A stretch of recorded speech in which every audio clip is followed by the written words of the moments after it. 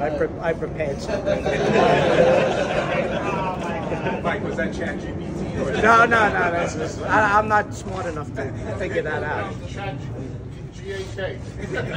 GAK.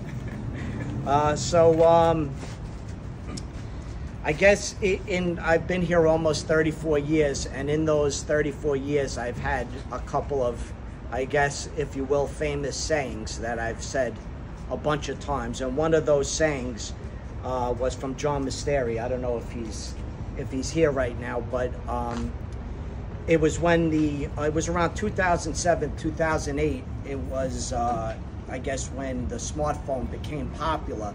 And he came over to me on the job, and he says, I don't know if you know, but tomorrow there's a 95% chance of rain. And I says, well, there'll be 100% chance of rain here, so you may want to grab it in the morning. So I've repeated that 100 times throughout my career, but I guess what I'm most known for is, and I've said it thousands of times, is do the best that you can with the ability that God has given you. And how that saying was born was I was around 8 or 9 years old on the foul line at St. Teresa's outside on a very, very cold day. It was maybe January. They were doing something in the gym. My dad was the coach, and I had one of those big Parker jackets on, and I was trying to take a foul shot. So I was complaining that I couldn't reach the rim because I had these clothes on, which I probably couldn't reach the rim anyway. But so I was complaining. I wanted to take my jacket off. My dad wouldn't let me. So he said, son, do the best that you can with the ability that God has given you, whether it's on the basketball court, in the classroom, or even if you're digging a ditch. So I'd like to think at that moment he knew exactly which way my future was going, and that there was absolutely no hope for me. So, you know, I guess that put that in my brain for the first time that maybe I'm going to dig holes for a living. So fast forward to like May of 1991, I was working for Richmond Plumbing, and Joe Caputo and Tom Barbero were working in front of the Queen Anne Car Wash by the old distribution building. And I asked Snaley, okay, how do you get a job with the gas company? And he says, you don't want this job, it pays $5 an hour. So I was like, all right. So that was pretty much the end of the conversation. And later on that day, I had to go down to CSD to get meter bars. And I asked, I don't remember his name, that worked inside by the building on Clove Road, how do you get a job with the gas company?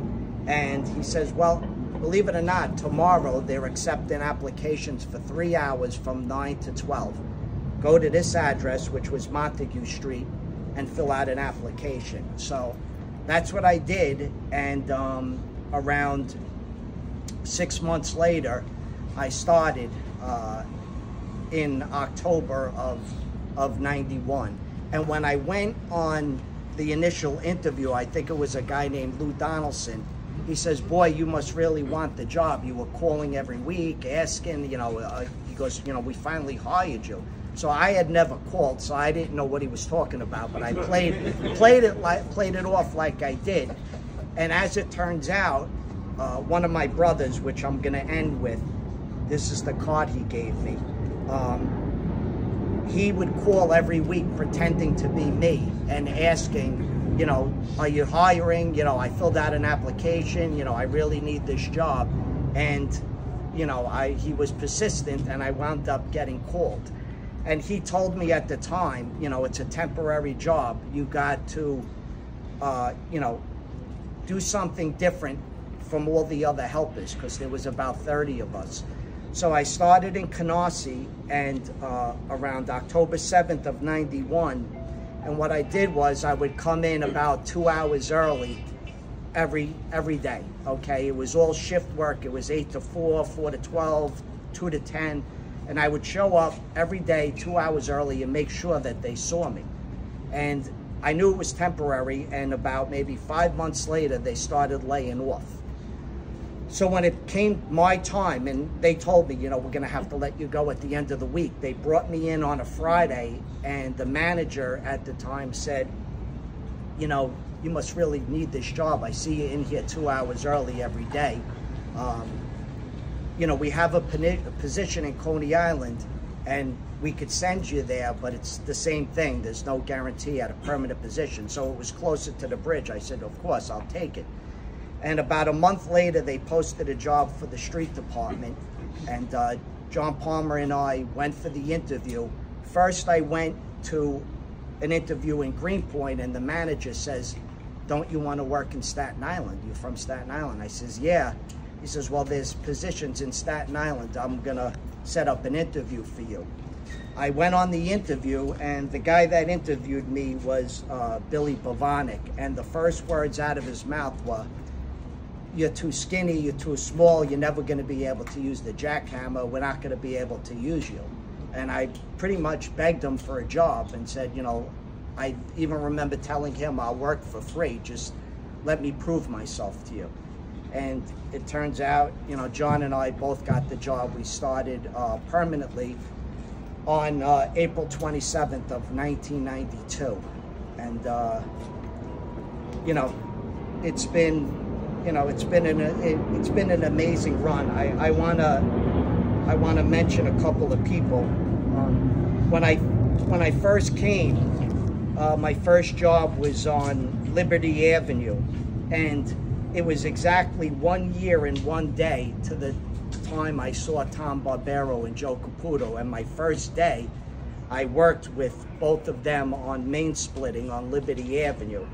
And when we were heading back in the yard, Joe Caputo says to me, he was an old-time Italian, he says, you know, you were having problems with the jackhammer, you gotta go to CSD, you're not gonna make it, you're never gonna make it here. And, you know, 34 years later, I made it. So, you know, thank God he was wrong. But shortly after that, I started, I worked on the vacuum truck with Gary. My mechanics were Gary, Walter, and Barry, rest in peace. Gary's here today. Thank you for coming, Gary. And just a couple of quick funny stories about Gary is, you know, when I start...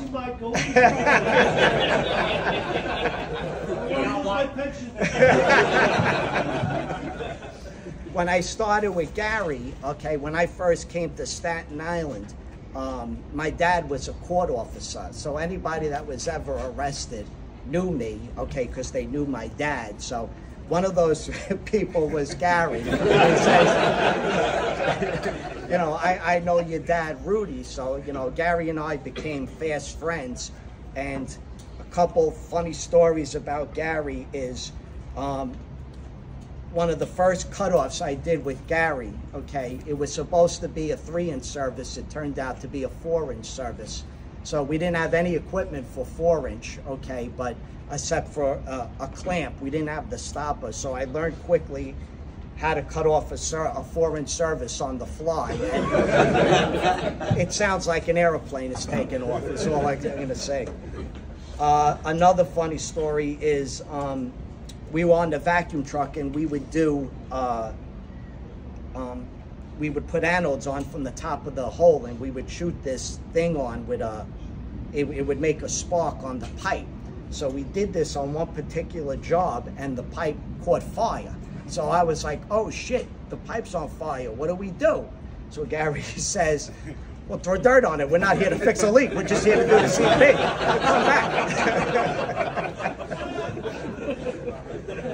And, you know, the last Gary story, we were on Richmond Terrace, and we were being followed by our foreman, okay? His name was Sam Spinelli, who's still alive today. And he was following us. I said, see, Gary, I think Sammy's following us. We were on Richmond Terrace, I'll never forget it, going down towards Broadway, right by Van where they do the dumpsters. And he says, stop the truck. I says, I'm in the middle of the street, I can't pull over, stop the truck. So I stopped the truck, he gets out, goes over to Sammy, who was right behind us. I can't hear what he's saying. So, you know, but I could see that he was yelling. And so he comes around, he gets back in the truck. I says, what happened? He says, don't worry, he'll never follow us. And as it turns out, he never covered us again. So I don't know what Gary said, but you know, Gary's one of my good friends, and you know, I appreciate, you know, working with you. It was always a laugh. It was always fun. In 1997, I was asked, do I want welder or do I want a mechanic? And I took a mechanic. And at that point, I really had never did a plastic. I didn't really do any type of leak work. It was all vacuum truck work. So I really wasn't ready to do this job, but I just kind of learned on the job. And I just wanted to mention my operators because they've carried me my entire career. My first operator, John Powers, who's one of my best friends, he, you know, we had a million laughs together when we first started working together. So John, Al Mansueto, Jesse Rios, Frank Hernandez, Lito, Leaf, Ralph Gabino, Filas, and Edison. And, you know, I love you guys. I mean, you guys carried me my entire career. I always was blessed to work with great workers that was willing to stay and that came in and just did the right job. I probably wouldn't be standing here today if it wasn't for these guys. So I give them all the credit.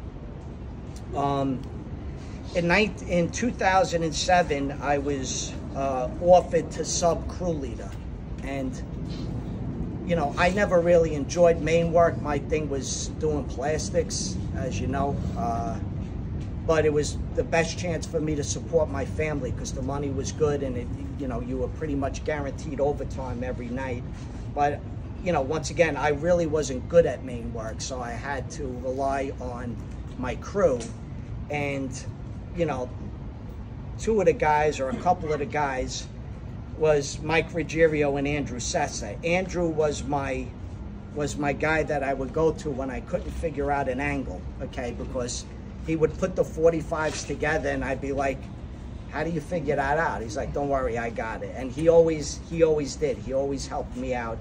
And Dougie Nichols and Brian, you know, they were my crew. They were my crew for a long time, and they did work for me that, you know, I couldn't do because, you know, Dougie was much more knowledgeable than I was.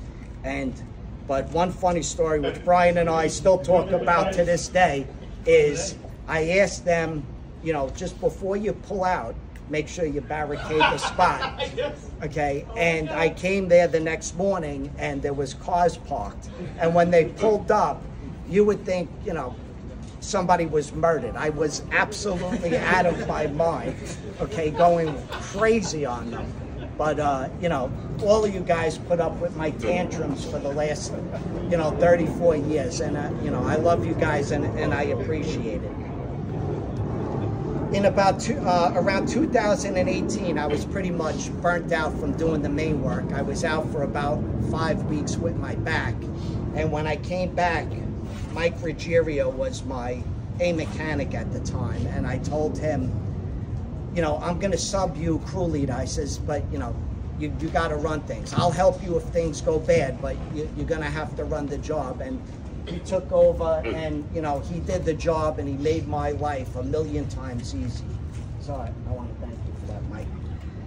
Then in 2019, I was offered the field trainer title, and it came at the perfect time because at that time my body was already starting to break down and I could not do the work that I used to do. Where I used to jump in and out of holes, I was doing like a tuck and roll like I was on fire. I couldn't do it anymore physically. So I got that job, and I really believe that it's the best job in the gas company.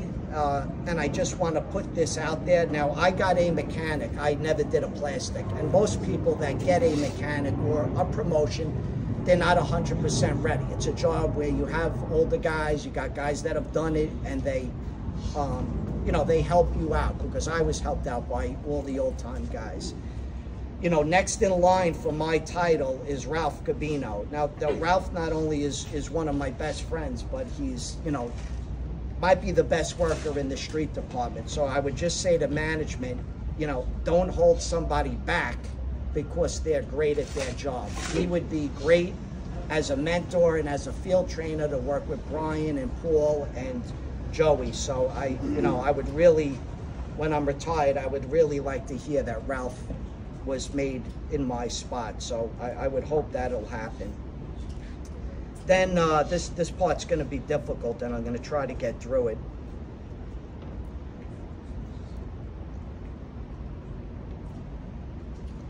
On May 19, 2021, I was working with Mike Fearless. I was digging out a hole for him on Armstrong Avenue. And my wife called and she told me that she had cancer.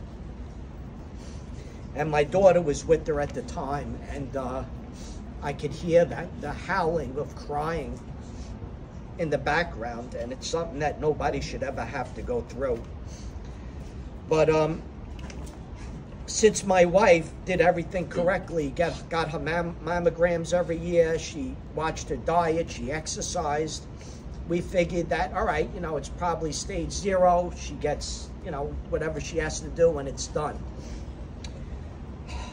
About a week later, we would learn that it was stage 4, and it had spread to the bones. So that was obviously a very, very difficult time. I want to thank management, because when I moved my family to Florida, I went to Pete and I says, I'm going to be missing a lot of time. What is the chance they're going to come up to me at some point and mention the word occasions? And Pete told me 0, don't ever worry about it, I'll take care of it. And they never mentioned it, they took care of me. In February of 22, we started talking about making the move to Florida, because my wife's life expectancy is 5 years. So we were already almost 1 year into it, and so we decided, she wanted to make this happen, and my daughter wanted it. So I moved them down to Lakewood Ranch, Florida. And it was the best thing I ever did for my family. My daughter is thriving. She's at FSU. My wife has lived her best life every day. When I'm down there, we spend every minute together. And if I didn't move them then, this has been a very difficult year for my wife. The battle has not gone good. It started off with a lot of promise, but it just hasn't gone well. So, if I were to retire today, we would not be able to move. She's not in any condition to pack up a house and set up another house. But I felt at the time, giving her a new house and having her be able to decorate it and giving her her dream backyard, it would give her motivation, okay, to keep living. And I think that's what I've done. And I didn't know if this were 2023 or 2024, if things were going the way they are now, I probably would have had to have stayed down there. But I thank Jesus that we made it to the finish line. When we did it, I didn't know how it was going to go, okay? There's no way to predict these things. Some people could live 25 years. Some people, like God rest his soul, Pete Laurel was diagnosed and he passed away 3 months later. So just a shout out to God, because I didn't know how it was going to go. And, it went as good as it could. I mean, it's been like a roller coaster at times, but, I asked God for something, okay? And I know some people might not be religious, and that's fine. There's the power of positive thinking.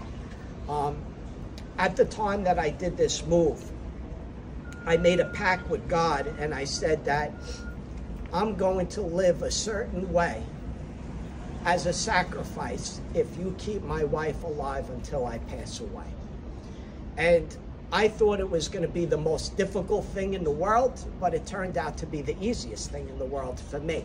And I don't know if that's because I'm nuts or that's just because, God helped me out. But in the 3 years I've been separated from my family, I felt so much pain, but it was never from how I lived. It was from missing my family. So you know, the power of prayer is just, my wife and I, we believe in it. So I would ask you guys to keep praying for her, because she really needs your prayers now more than ever. As a matter of fact, today she's at a hospital in Tampa getting treatment. So it just, you know, it doesn't end.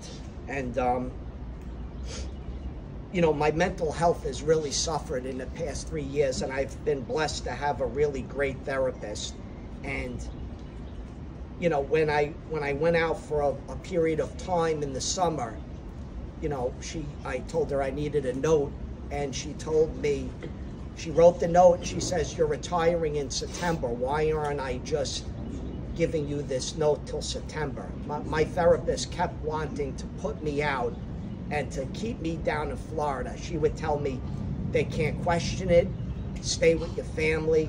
And my whole thing was, I made a promise to God, and if my wife was okay, I was gonna do this to the very end.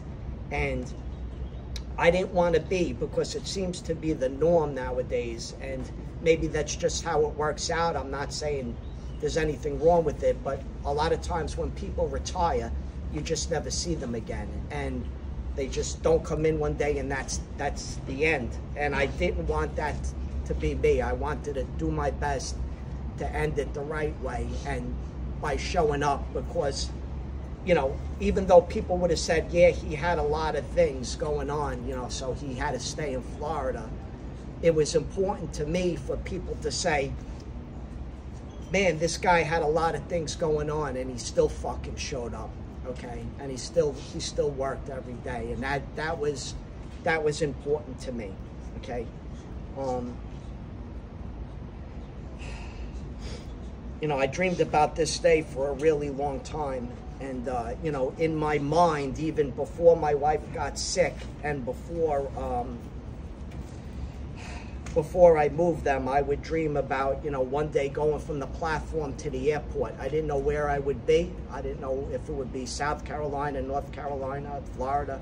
But to have it work out this way, I'm very blessed. And listen, Greg, you mentioned all these guys showing up. I mean, I'm here 34 years. I don't ever remember anybody getting the send-off that I got, okay? You know, going to Atlantic City, these guys got me this beautiful chain and pendant.